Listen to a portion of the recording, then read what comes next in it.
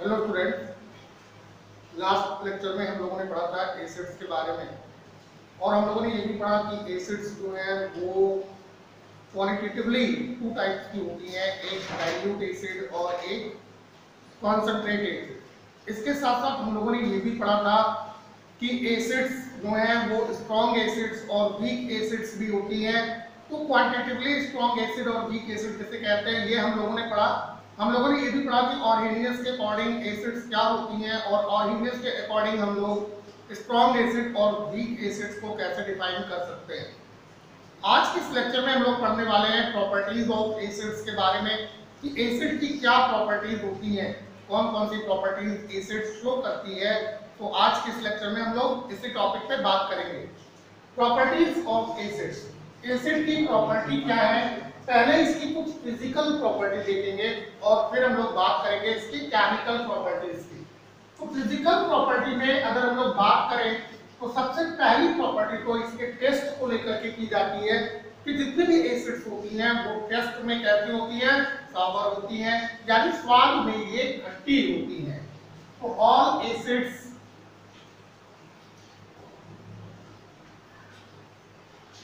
Are sour in taste, सभी acid जो होती हैं वो स्वाद में कैसे होती हैं, खट्टी होती हैं। दूसरी चीज अगर हम लोग देखें कि एसिड को कैसे चेक करें, तो एसिड्स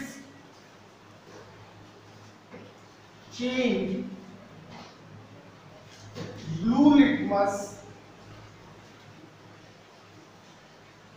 इनटू रेड। एसिड जो है वो ब्लू लिटमस को रेड में कन्वर्ट कर देते हैं। एसिड सॉल्यूशंस जो होते हैं वो इलेक्ट्रिकली कंडक्टर होते हैं। तो acids conduct electricity, acids conduct electricity. Acid जो है वो इलेक्ट्रिकली कंडक्टर होते हैं। कैसे हम लोग इस बात को प्रूव करें कि एसिड्स जो है वो इलेक्ट्रिकली कंडक्टर होते हैं।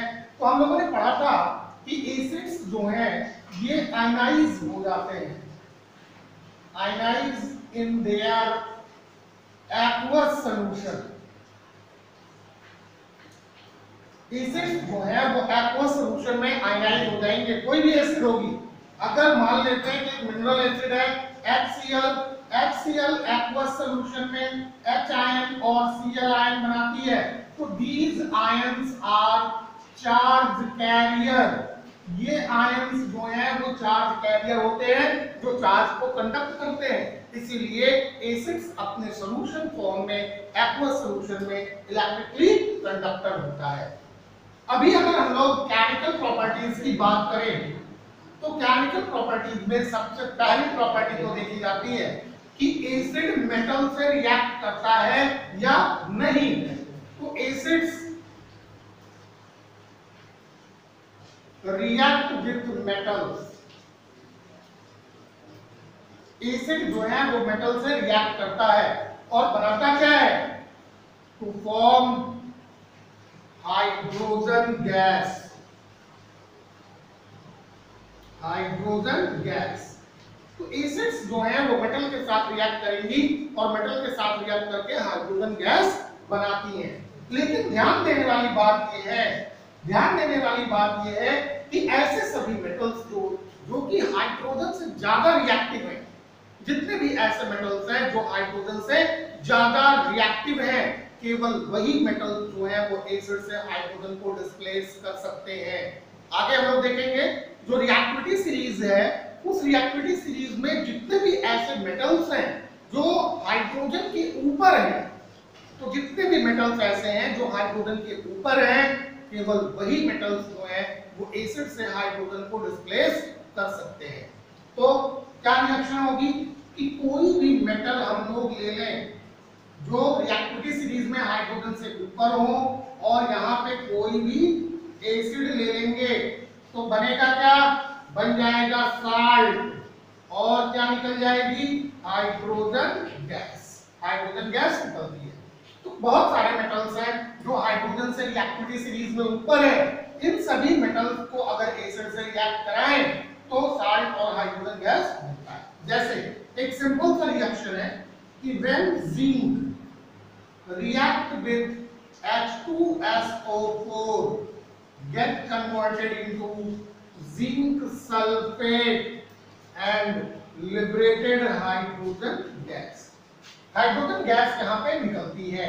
अगर जिंक के ऊपर, ये जिंक है, सल्फ्यूरिक एसिड से रिएक्ट कराते हैं तो साल्ट बनता है। ये साल्ट किस चीज का है? जिंक सल्फेट का। ये जिंक सल्फेट का साल्ट बनेगा और ये गैस निकलती है जो कौन सी गैस है? हाइड्रोजन गैस है। अगर इसी को हम लोग जिंक को ही HCl से रिएक्ट कराएं तो जिंक क्लोराइड का साल्ट बनता है और हाइड्रोजन गैस निकलती है। अब अगर यहाँ पे बैलेंस कर ले तो ये 2HCl हो जाएगा। तो इस तरह से जिंक क्लोराइड का साल्ट बनता है और हाइड्रोजन गैस निकलती है। ये है जिंक क्लोराइड। ये जो प्रोसेस है जिसमें जिंक के ऊपर डाइल्यूट सल्फ्यूरिक एसिड से रिएक्ट कराया जाता है, यही इसका लैबोरेटरी मेथड है। क्या चीज है?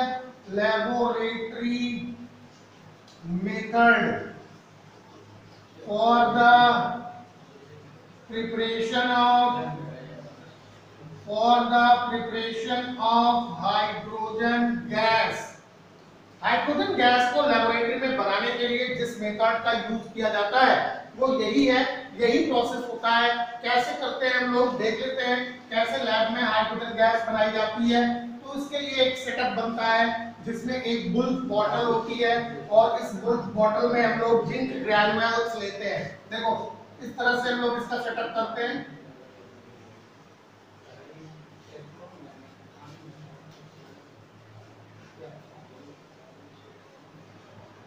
ये बुल्क बॉटल ले लेंगे। इस बुल्क बॉटल में हम लोग एक फिसिल फनल लगाते हैं।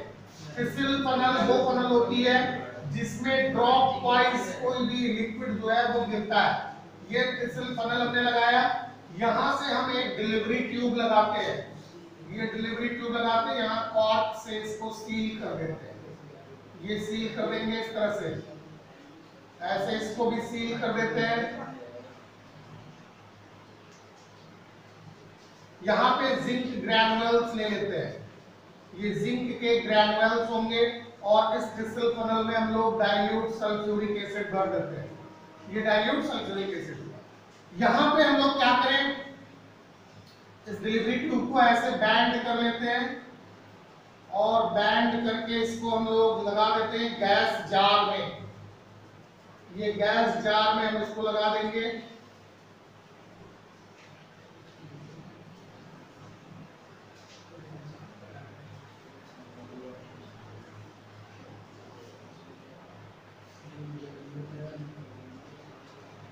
और इस गैस जार को एक बड़े से टब में रख देते हैं।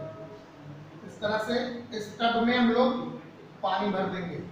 गैस जार इस तरह से इसमें इन्वर्टेड करके रखते हैं। जो गैस जार रखेंगे वो इन्वर्टेड होगी इस तरह से, ऐसे ऐसे गैस जार होगी इन्वर्टेड। बाकी ये सब यहाँ पे हम लोग पानी भर देते हैं। तो अभी क्या होता है, जैसे ही रिएक्शन स्टार्ट होती है, ये रिएक्शन जो ही यहाँ से dilute sulphuric acid, dilute H2SO4, ये क्या होगा, जिंक ग्रैन्युल्स, ये जिंक ग्रैन्युल्स। इस मेथड को हम लोग क्या कहते हैं, water displacement method. Displacement method, ये वाटर डिस्प्लेसमेंट मेथड है। अभी यहाँ पे जैसे ही प्रोसेस स्टार्ट होता है, हाइड्रोजन गैस बनती है, तो हाइड्रोजन गैस बबल्स के रूप में आती है जो इस जार में जाके कलेक्ट हो जाती है। H2 गैस, हाइड्रोजन गैस इस जार में जाके कलेक्ट हो जाएगी। जैसे जैसे जार में गैस भरने लगती है, ये जार धीरे धीरे वाटर के सरफेस पर आने लगता है और जब गैस कंप्लीटली फिलअप हो जाती है तो ये जार जो है वो कंप्लीटली वाटर के सरफेस पर फ्लोट होने लगता है, तैरने लगता है। फिर हम लोग क्या करते हैं, इस जार को सीधा कर लेते हैं और उसके ऊपर हम लोग क्या करेंगे, ढक्कन लगा लेते हैं। तुरंत सीधा करके ऊपर ढक्कन लगा लेते हैं, हमको हाइड्रोजन गैस मिल जाती है। इस बात को हम कैसे प्रूव करें, इस बात को कैसे प्रूव करें कि जो इस जार के अंदर गैस है ये हाइड्रोजन गैस ही है, इस बात को हम कैसे प्रूव करें? तो इसको प्रूव करने के लिए हम लोग यहाँ पे एक बर्निंग मैच स्टिक या बर्निंग स्प्लिंटर ले आते हैं। बर्निंग मैच स्टिक या बर्निंग स्प्लिंटर, एक जलती हुई तिल्ली ले आएंगे या कोई भी चीज जलती हुई ले आते हैं और इस गैस जार को खोल देते हैं तो हमें क्या दिखाई देता है? हमें दिखाई देता है कि ये हाइड्रोजन गैस जलती है। कैसे?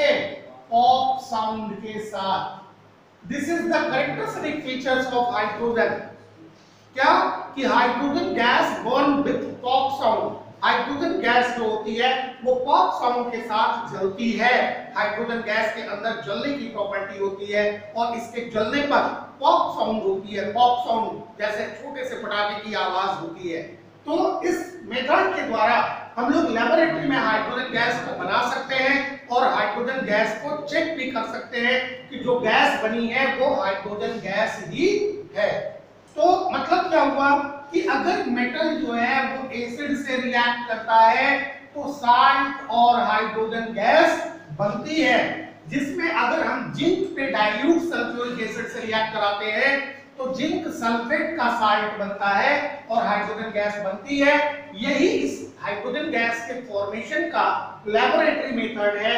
लेबोरेटरी में हाइड्रोजन गैस ऐसे ही बनाई जाती है। तो इसको फटाफट नोट कर लीजिए। फिर हम लोग अगली प्रॉपर्टी देखते हैं कि एसिड जो है वो आगे कौन सी प्रॉपर्टी शो करती है। फटाफट नोट करिए।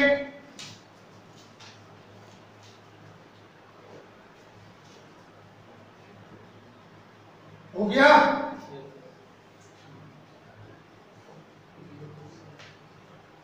आइए देखते हैं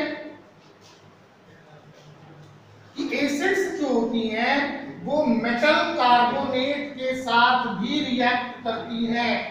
मेटल कार्बोनेट, किसी भी मेटल के साथ अगर कार्बोनेट लगा हुआ है तो उसको हम लोग मेटल कार्बोनेट कहते हैं। तो अगली प्रॉपर्टी है कि acids react with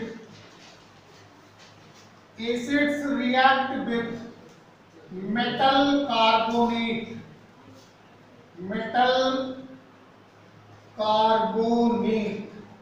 acids react with metal carbonate. Acids जो हैं वो मेटल कार्बोनेट के साथ रिएक्ट करती हैं। अगर ये मेटल कार्बोनेट के साथ रिएक्ट करती हैं तो क्या बनाएंगी? Form carbon dioxide. क्या बनाएंगी? Carbon dioxide. दूसरी चीज कि acids also react with metal hydrogen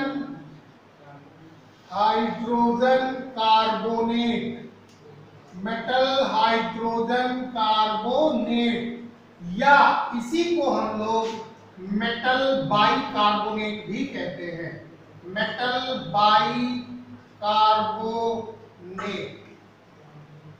bicarbonate.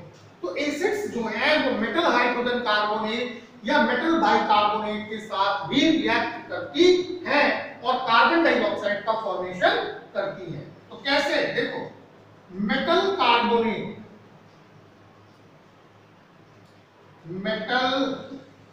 Carbonate plus acid, metal carbonate के साथ एसिड रिएक्ट करेगी, क्या बनेगा?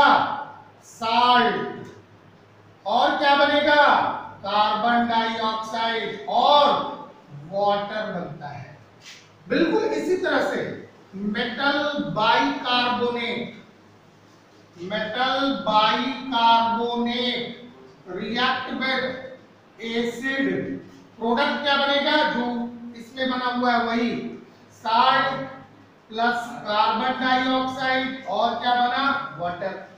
अब मेटल कार्बोनेट क्या है, अगर कार्बोनेट के साथ कोई भी मेटल लग जाता है तो उसे मेटल कार्बोनेट कहते हैं। जैसे जैसे देखो Na2CO3, this is a metal carbonate, metal carbonate. क्यों, क्योंकि सोडियम क्या है, मेटल है, और ये क्या है, कार्बोनेट है। ये मेटल कार्बोनेट है। नाम क्या होगा इसका, नाम होगा सोडियम कार्बोनेट, सोडियम कार्बोनेट। बिल्कुल इसी तरह से K2CO3 क्या है, ये मेटल कार्बोनेट। क्या नाम होगा, पोटेशियम, पोटेशियम कार्बोनेट। लेकिन अगर मान लो लिखा हुआ है NaHCO3 तो ये मेटल बाइकार्बोनेट है, metal bicarbonate, carbonate, that is also known as metal hydrogen carbonate. क्या नाम होगा इसका, सोडियम बाइकार्बोनेट, सोडियम बाइकार्बोनेट, या इसी को हम लोग एक और नाम से जानते हैं, वो क्या होता है, sodium hydrogen carbonate, sodium hydrogen carbonate.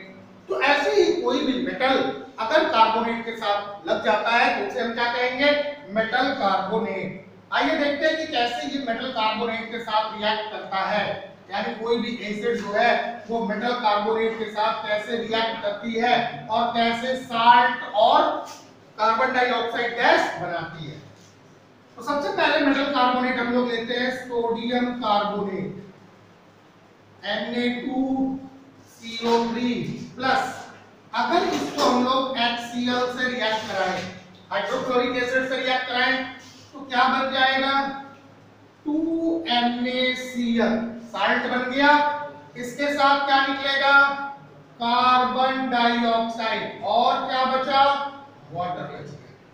देख लो रिएक्शन बैलेंस है, 2Na, यहां भी 2Na, 1 कार्बन, यहां भी 1 कार्बन, 3 ऑक्सीजन, तो 2 यहां और 1 यहां, कितने हो गए, 3 ऑक्सीजन, 2H, तो यहां भी 2H, 2Cl, तो यहां भी 2Cl। तो रिएक्शन आपकी कैसी है, बैलेंस। अगर इसी को हम सल्फ्यूरिक एसिड से रिएक्ट करा दें, H2SO4 से रिएक्ट कराएं, तो क्या बन जाएगा, ये Na2SO4, Na2SO4 plus CO2 plus H2O, sodium sulphate, sodium sulphate का ये साल्ट बन जाएगा, जबकि ये क्या है, कार्बन डाइऑक्साइड, और इसको आप पहचान रहे हो कि ये क्या चीज है, वाटर है। बिल्कुल इसी तरह से अगर मेटल बाइकार्बोनेट ले लें, NaHCO3 ले लें, अगर इस NaHCO3 पर HCl से रिएक्ट कराएं तो क्या बन जाएगा, ये NaCl plus CO2 plus H2O, salt बना, कार्बन डाइऑक्साइड गैस, और क्या बन गई, वाटर। तो कहने का मतलब ये है कि मेटल कार्बोनेट या मेटल बाइकार्बोनेट, अगर मेटल कार्बोनेट या मेटल बाइकार्बोनेट किसी भी एसिड से रिएक्ट करता है तो साल्ट बनता है, कार्बन डाइऑक्साइड गैस बनती है और वाटर लिबरेट होता है। तो ये जो रिएक्शंस हैं ये इसकी केमिकल प्रॉपर्टी यानी एसिड की केमिकल प्रॉपर्टी को शो करती हैं कि जब कभी भी एसिड मेटल कार्बोनेट या मेटल बाइकार्बोनेट से रिएक्ट करता है तो साल्ट, कार्बन डाइऑक्साइड और वाटर का फॉर्मेशन होता है। तो फटाफट नोट करिए इसको, फिर देखते हैं हम लोग अगली प्रॉपर्टी, जल्दी करिए इसको।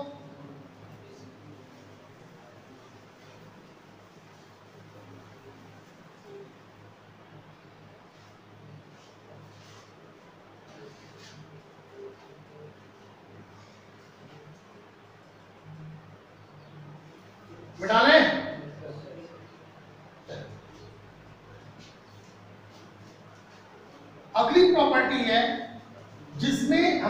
जानेंगे कि जब कोई एसिड किसी बेस से रिएक्ट करती है तो क्या होता है। अगर एसिड और बेस को रिएक्ट कराया जाए तो क्या प्रोसेस में क्या प्रोडक्ट बनेंगे। तो एसिड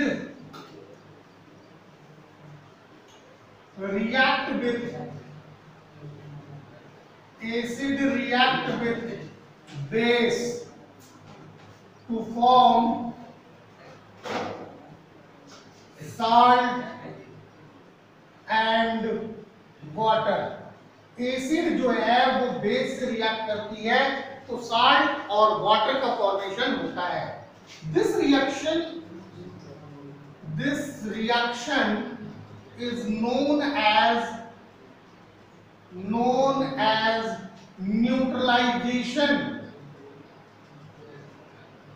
न्यूट्रलाइजेशन रिएक्शन। इस तरह के रिएक्शंस को हम लोग न्यूट्रलाइजेशन रिएक्शन कहते हैं, क्योंकि इस रिएक्शन में एक एसिड एक बेस को या एक बेस एक एसिड को या एसिड और बेस एक दूसरे को न्यूट्रलाइज कर देते हैं और न्यूट्रलाइजेशन के परिणाम स्वरूप क्या चीज का फॉर्मेशन होता है, वाटर का फॉर्मेशन होता है। तो इसी को हम लोग न्यूट्रलाइजेशन रिएक्शंस भी कहते हैं। तो न्यूट्रलाइजेशन रिएक्शंस क्या होता है कि अगर कोई भी एसिड किससे रिएक्ट करेगी, बेस से रिएक्ट करती है तो क्या बनेगा, साल्ट बनेगा और क्या बनेगा, वाटर बन जाएगा। ये रिएक्शन न्यूट्रलाइजेशन रिएक्शन कहलाती है। एक चीज और आप लोगों को यहां बता दे रहे हैं कि कोई भी साल्ट, जो भी साल्ट है, जो साल्ट बना हुआ है, हालांकि इन चीजों को हम लोग साल्ट वाले जो है वो पोर्शन में पढ़ेंगे, लेकिन फिर भी यहाँ पे थोड़ा सा जान लेते हैं। जितने भी साल्ट बनते हैं ये सभी एसिड और बेस के रिएक्शंस के द्वारा ही बनते हैं। तो किसी भी साल्ट के द्वारा ये जाना जा सकता है, किसी भी साल्ट के द्वारा ये जाना जा सकता है कि वो किस एसिड या किस एसिड और किस बेस का प्रोडक्ट है। किसी भी साल्ट से हम ये जान सकते हैं कि वो किस एसिड और किस बेस का प्रोडक्ट है। कैसे? तो उस प्रोसेस को हम लोग कहते हैं हाइड्रोलिसिस ऑफ साल्ट। अगर किसी भी साल्ट का हाइड्रोलिसिस कर दें तो जिस एसिड और बेस से वो साल्ट बना हुआ है वो एसिड और बेस मिल जाते हैं। तो सिंपली एक सिंपल सा रिएक्शन देखते हैं कि HCl react with NaOH। HCl react with NaOH। HCl क्या है, एक एसिड है, NaOH क्या है, बेस है, या इसी को आप क्या कह सकते हो, एल्कली कह सकते हो। क्यों एल्कली कह सकते हैं? क्योंकि जो वाटर सोलुबल बेसेस होते हैं, water soluble bases are called alkali. ऐसे सभी बेस जो वाटर सोलुबल होते हैं, यानी जो वाटर के अंदर डिसॉल्व हो जाते हैं, वो एल्कली कहलाते हैं। तो एल्कली, हम लोग यहाँ पे एल्कली की ही बात करेंगे। जितने भी बेस की स्टडी हम लोग करेंगे वो सब वाटर सोलुबल होंगे, तो इसलिए हम कह सकते हैं कि वो एल्कली हैं। तो वाटर सोलुबल बेसेस जो होते हैं वो एल्कली कहलाते हैं। तो चलिए, एसिड HCl है और बेस क्या है, सोडियम हाइड्रोक्साइड, दोनों रिएक्ट करते हैं। फॉर्मेशन क्या होता है, NaCl। ये क्या चीज है, साल्ट, और इसके साथ क्या बनता है, वाटर। क्या बनेगा, वाटर बनेगा। अब इसी का जो रिवर्स रिएक्शन होता है वही हाइड्रोलिसिस ऑफ साल्ट कहलाता है। तो we can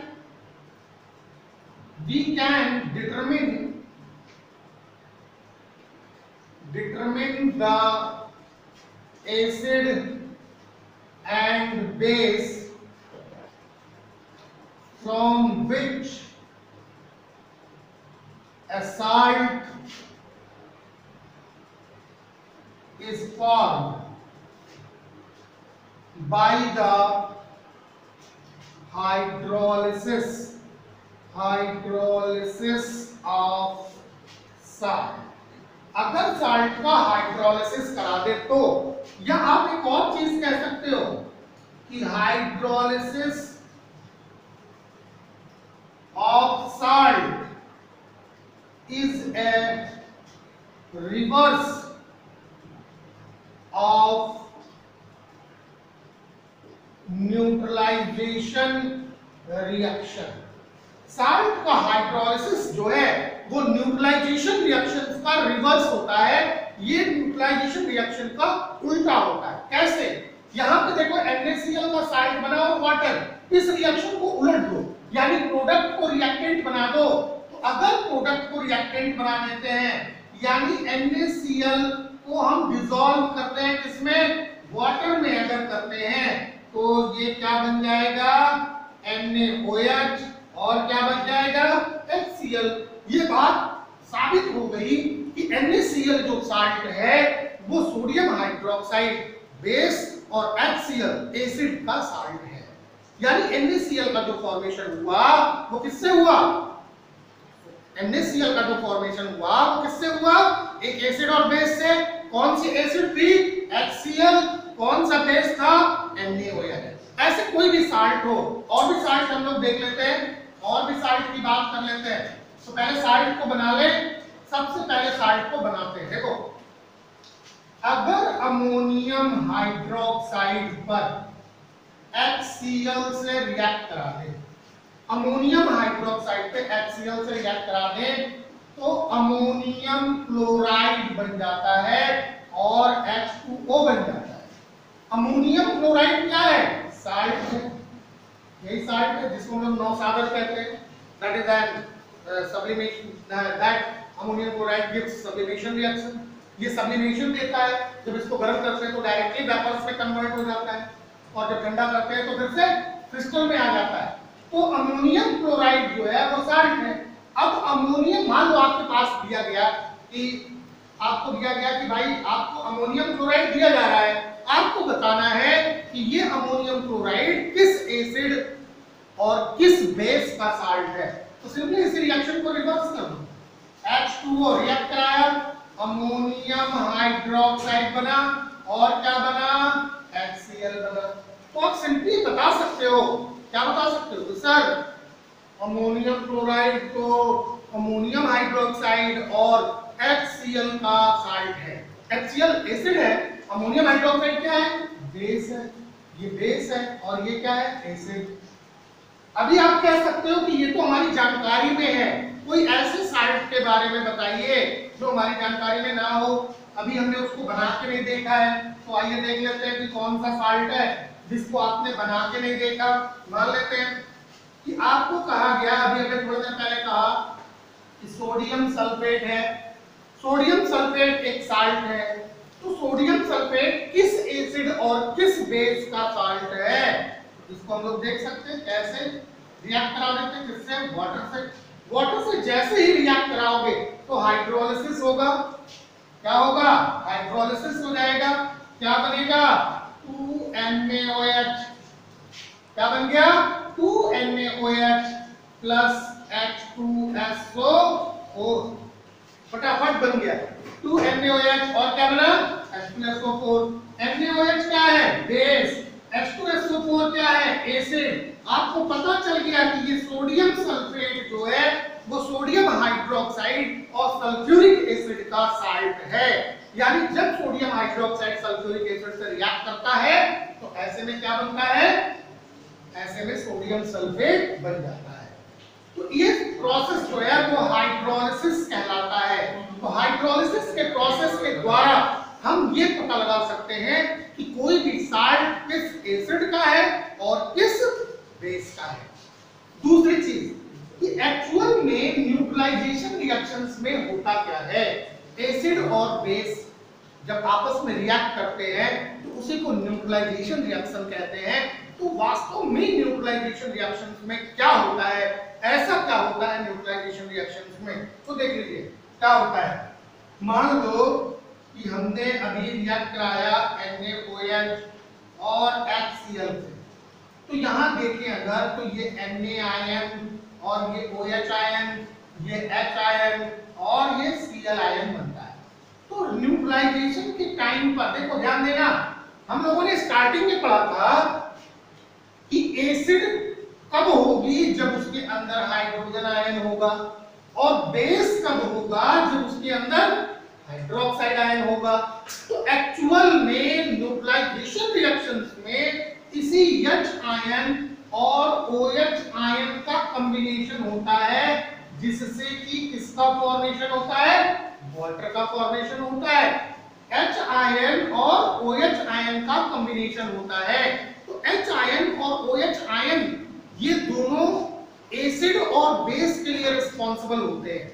किसी भी सब्सटेंस की एसिडिक एसिड होना या किसी भी सब्सटेंस का बेस होना, ये उसके अंदर उपस्थित H आयन और OH आयन पर डिपेंड करता है।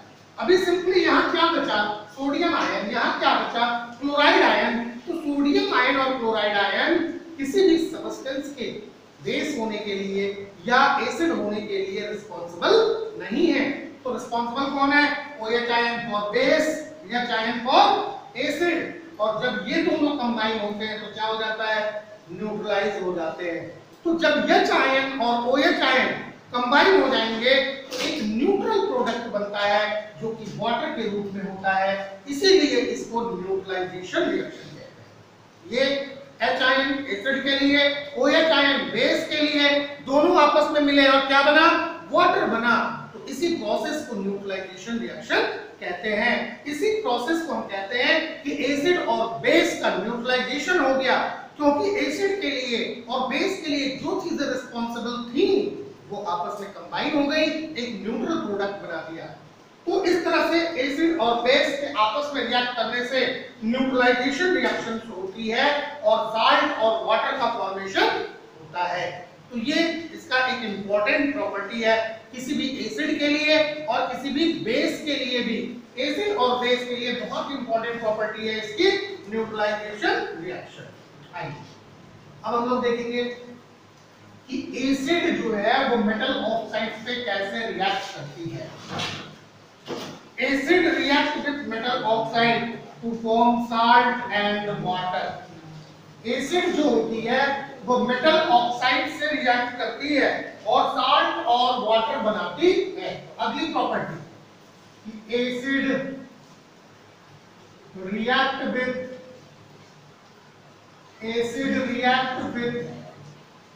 metal oxide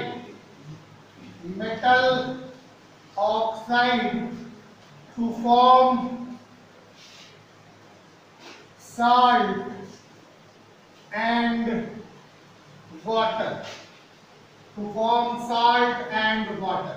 Acid react with metal oxide to form salt and water.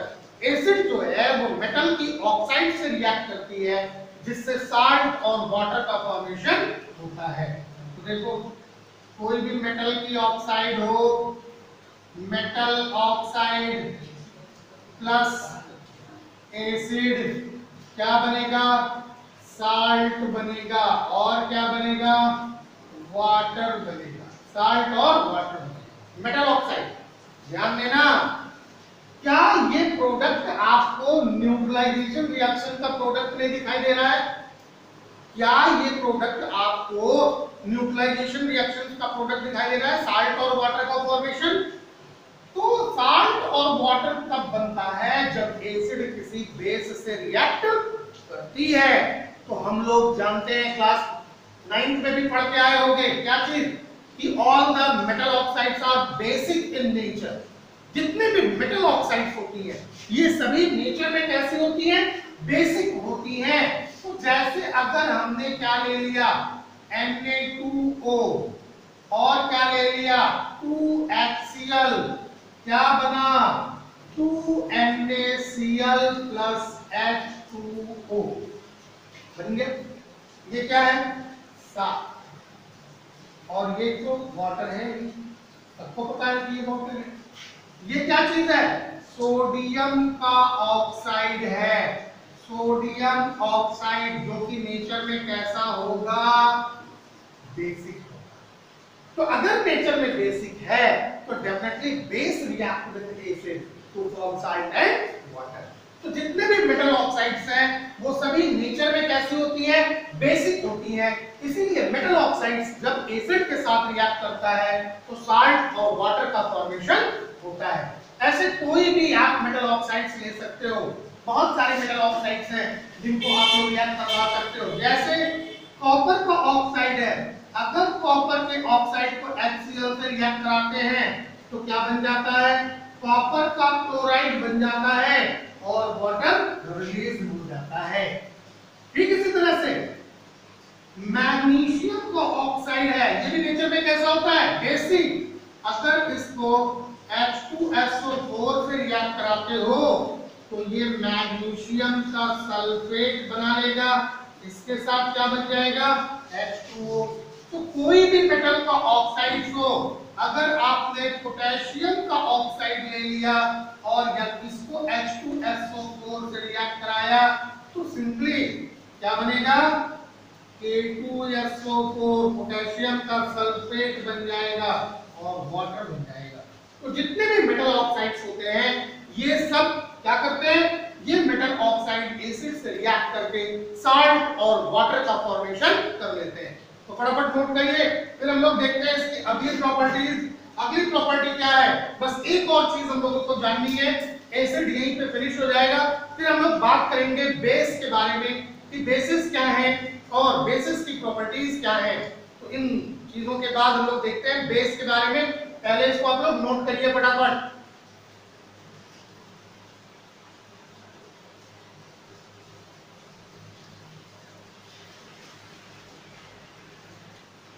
बेटा ले तो लास्ट प्रॉपर्टी जो है एसिड की वो क्या, कि acids are corrosive in nature. Acids कैसे होते हैं, ये नेचर में क्रोसिव होते हैं। Acids are corrosive in nature. Acids are corrosive in nature. Acids जो है वो नेचर में कैसे होते हैं, क्रोसिव होते हैं। क्रोसिव होने का मतलब क्या होता है कि अगर एसिड किसी भी चीज पर पड़ जाते हैं तो ये उनको क्रोडेट कर देते हैं, उनको जला देते हैं, इसी को हम लोग क्रोसिव कहते हैं। तो all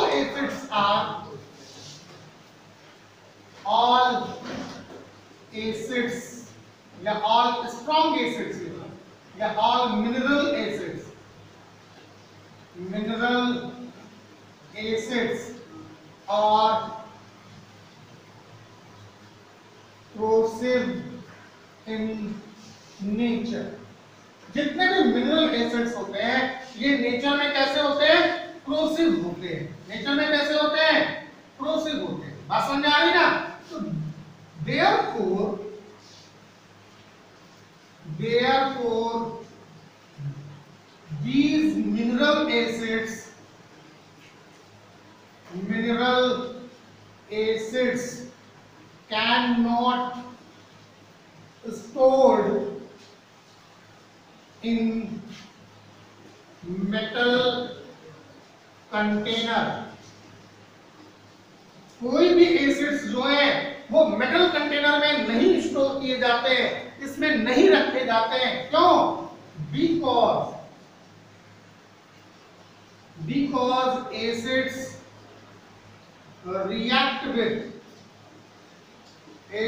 react with metal and they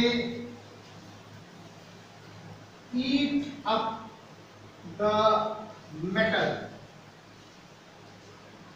due to which the bottom of the container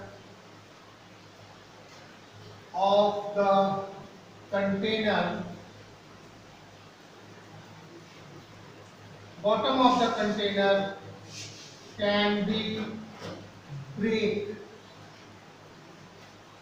तो मेटल में अगर रख दिया गया, हम लोगों ने पढ़ा कि मेटल जो होते हैं वो एसिड से रिएक्ट करते हैं। तो अगर मेटल का कंटेनर होगा तो एसिड जो उसके अंदर रखी जाएगी वो मेटल कंटेनर से क्या करेगा, रिएक्ट करेगा। तो उस कंटेनर के बॉटम को वो पूरा का पूरा खा लेगा, खत्म कर देगा उसको। तो ऐसी कंडीशन में वो मेटल कंटेनर टूट सकता है और एसिड जो है वो किसी भी व्यक्ति के ऊपर स्प्लैश आउट हो सकती है, किसी के ऊपर गिर सकती है और जिसके ऊपर एसिड गिरेगी वो व्यक्ति क्या हो जाएगा, जल जाएगा। तो अभी जितने भी मिनरल एसिड्स हैं HCl, H2SO4, HNO3, these acids are highly corrosive in nature, ये सबसे ज्यादा corrosive होते हैं नेचर में। इसीलिए आप देखोगे कि जितने भी ऐसे कंटेनर्स होते हैं जिनके अंदर एसिड आती है उसके ऊपर एक हजार्ड का साइन लगा होता है, एक हजार्ड का साइन लगा होता है। हजार्ड का साइन कैसे होता है? ऐसे बना होगा एक ब्लॉक, इस तरह से ऐसे ब्लॉक बना होगा और इस ब्लॉक को ऐसे ऐसे बनाया गया रहा होगा और यहाँ पे क्या होगा, एक इस तरह से टेस्ट ट्यूब बनी होगी ऐसे, और इस टेस्ट ट्यूब से यहाँ पे ऐसे ड्रॉप वाइज एसिड गिरती हुई दिखाई देगी और ऐसा यहाँ पे सिंबल बना होगा इस तरह से। ये हजार्ड का साइन है। ये जिस भी जगह पे एसिड वगैरह रखी जाती है उसके बॉटल पे एक्चुअली जो एसिड्स होती हैं they are stored in plastic और ग्लास बॉटल्स। इनको प्लास्टिक या ग्लास के बॉटल में स्टोर करते हैं क्योंकि acids do not corroded the glass और प्लास्टिक, तो इसलिए इनको इसमें रखते हैं। तो इस बॉटल के ऊपर ऐसा साइन बना होता है या जिस गत्ते के अंदर ये पैक होकर के आता है उस गत्ते के अंदर ये साइन बना होता है जिसको हजार्ड साइन कहते हैं। तो आप लोगों ने देखा प्रॉपर्टीज ऑफ एसिड्स, तो इतनी सारी प्रॉपर्टीज जो कि एसिड्स की हमने आपको बता दी। आप लोग इनको अपनी कॉपी पे नोट करेंगे और इसको प्रिपेयर करेंगे। सारे रिएक्शन आप लोगों को अपडेट होने चाहिए, तो इसलिए इस चीजों को आप अपने नोट बनाइए और उन नोट्स को प्रिपेयर करिए। फिर हम लोग मिलते हैं नेक्स्ट लेक्चर में बेस के साथ कि बेस की प्रॉपर्टी क्या है, स्ट्रॉन्ग बेस और वीक बेस को कैसे हम लोग डिसाइड करते हैं। तो सारे रिएक्शन हम लोग देखेंगे जो बेस से रिलेटेड हैं और फिर हम लोग बात करेंगे साल्ट के बारे में। तो तब तक आप लोग इन सारी चीजों को प्रिपेयर करते रहिए।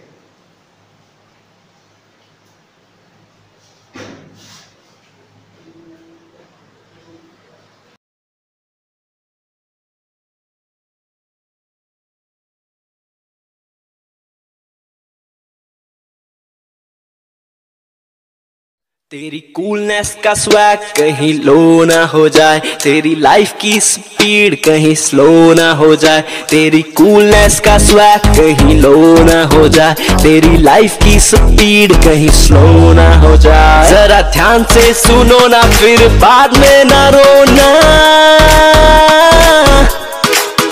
थोड़ी केयर तो करो ना, हाथ अच्छे से धोना। लेट्स रोको कोरोना, थोड़ी